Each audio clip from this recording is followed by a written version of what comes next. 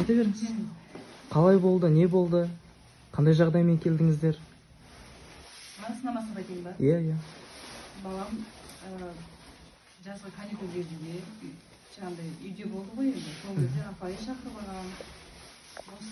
Бос оқушылар келіп класты жуып шайыңдар деп. Бұлар барған, біз ойладық қой, субботник болса енді өзімізде мектеп оқыдық қой, субботникке барған кезде парта стол жуып кететінбіз.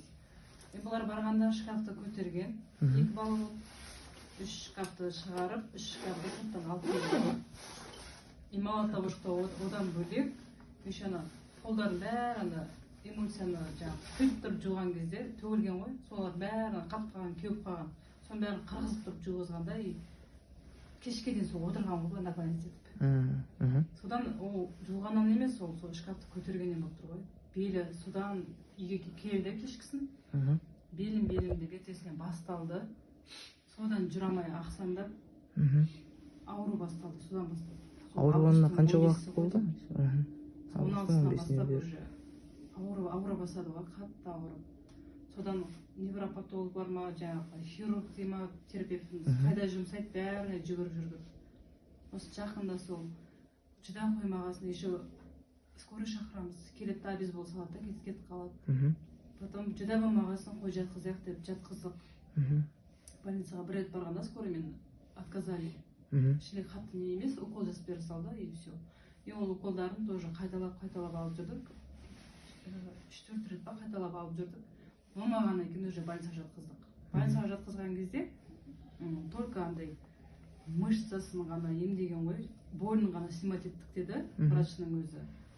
Ал насчет жаңағы тартып қалатын сіңірлерін біз жасай алмаймыз деді больница. Потому что бізде мануальный терапевт жоқ. И соған орай сіздер өздеріңіз іздеп тауып жақсы бір неге барыңыздар деді. Сонымен сол инстаграмда қарап отырып, Костоправ Байсерке деп шықты.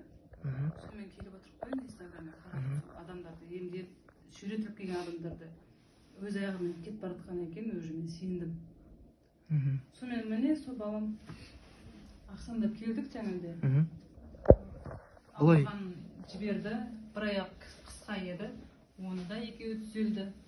Енді чуть-чуть тағы да келеміз ғой әлі. Иә. Бұлай жай тұрғаныңда, жүргеніңде толығымен жіберді ғой?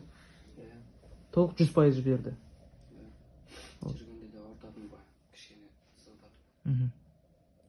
Бұлай түзу тұратын бедің? Кішкене бір жаққа наклоняться етіп тұратын ба. Спокойно тұрсын, е? Енді дұрыстап күтіммен қарасаңыздар, болды. Ем болсын, Алла шипасын берсін.